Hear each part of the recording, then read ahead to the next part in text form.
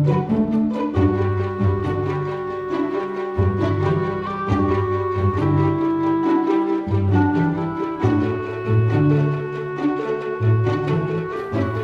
we're gonna go pick some teas. Okay. Welcome to PT time. So this is the setup. So we've got Detox, which is a green tea, Japanese sencha, and the skinny, which is an oolong. Okay. Does anything sound I good? think just peachy sounds good. Super I like soy. peach. Right. So when does your next placement start? It actually starts on Monday. Where is your next setting? It's gonna be in a skilled nursing facility in Highland Park. You were in San Francisco Bay Area, Yeah, right? kind of in the Bay Area for 13 weeks, 3 months, and in an outpatient clinic. So in terms of like going from different changing settings so many times, is that something that drew you to travel therapy in the beginning, was the variety?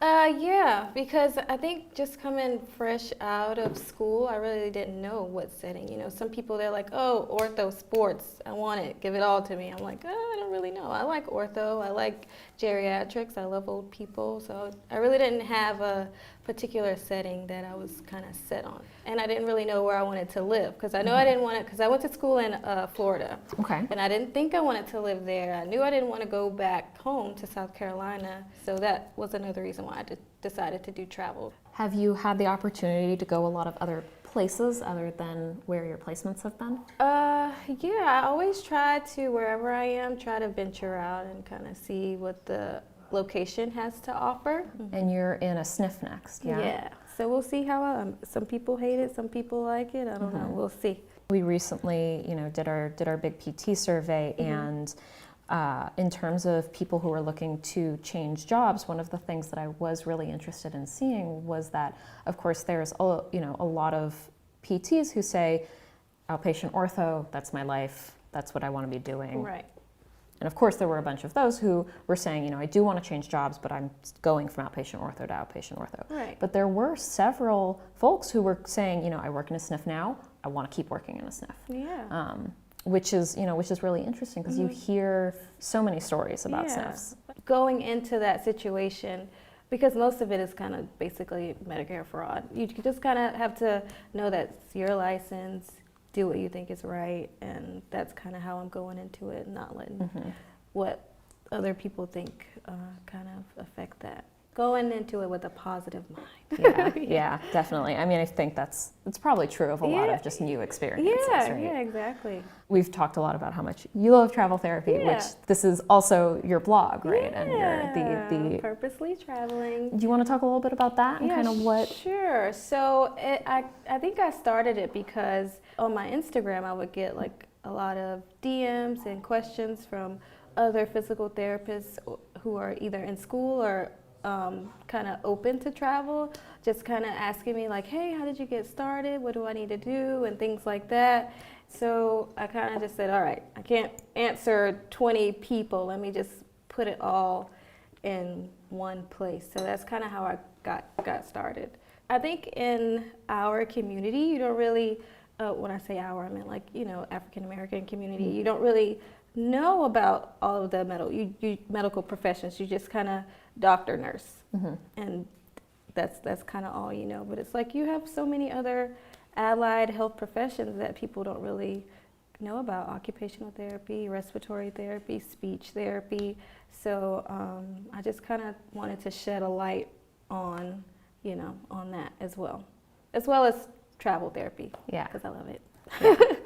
So kind of just combining those two and offering a little bit of information. I remember one of your blog posts is about working with a recruiter, and I wanted to ask if you had any kind of further advice for PTs on working with recruiters. You really have to have a good relationship with that recruiter as far as what your pay is going to be, what setting you want to be in, hours and things like that. If they're offering you things that you don't want, you have to kind of be upfront with them and say, hey, I don't really, just don't sign your life away.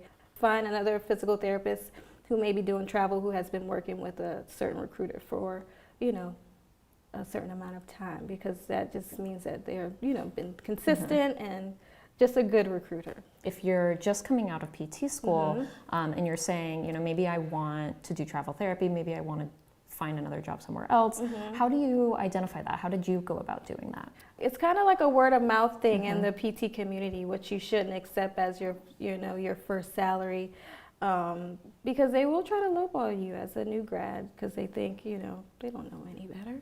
But no, you have to, like I said, just stand firm and say no, because that's the only way they're gonna up the price.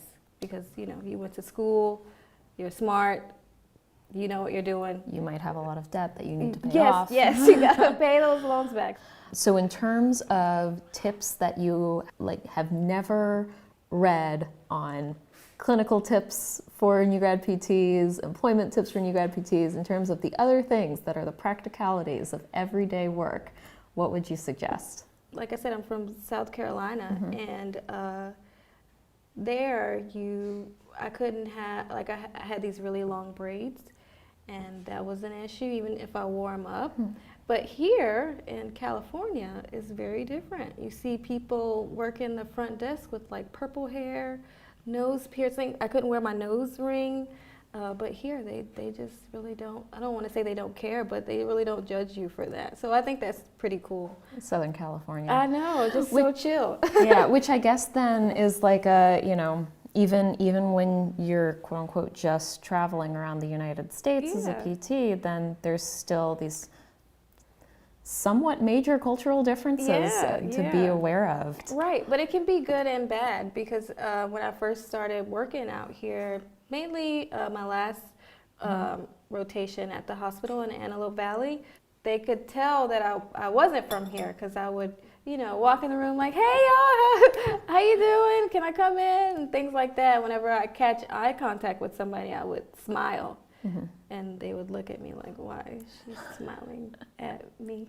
Because I guess, you know, here is a little different. You catch somebody's eye contact and you just either, you got to stare it out or you look away. I don't know. You don't smile. So that's, you know, so now a few of my coworkers was like, that's nice. I'm going to start doing that. I was like, you should, you know, it might brighten somebody's day, just smiling. So, yeah, very culturally different. What is your top recommendation for new grad PTs if they are feeling overwhelmed at work? I would say just take 10 seconds and breathe. Breathing is very important. It helps me a lot with my anxiety. I try to just breathe and just remind yourself that you're not going to know it all. There's people who've been working 5 or 10 years, they don't know it all. So don't be so hard on yourself. Just breathe. It's going to be okay. And what is your top recommendation for a PT looking to get into travel therapy? The first thing for them to do. Just research where they want to go first, where they want to be licensed, and all of their licensing credentials, what you need, things like that. Research, how long that process takes, so you won't sign a contract and then it takes a month to get licensed there and then you're stuck. What is your top recommendation for a PT who is about to start working with a recruiter? I would say write down what you want, write it down. Write down your questions first. They may try to overtalk you and try to oversell you, but you just kind of have to know what you want, write it down, and have all of that prepared so you can have that conversation with confidence. Awesome. Thank you so much for joining us for thank PT you for time. Having me.